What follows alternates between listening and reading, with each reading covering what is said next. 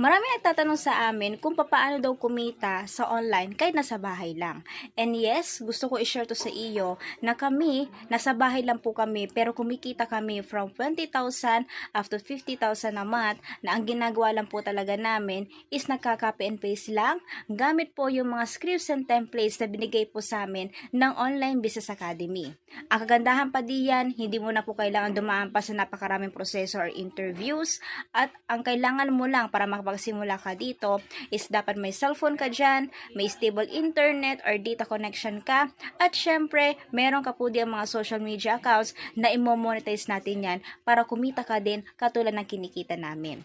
Kaya kung ikaw, interesado ka na malaman kung paano magsimula dito, basta you are 18 years old and above, open to sa lahat, estudyante ka man, OFW, empleyado, housewife, or kahit po senior citizen.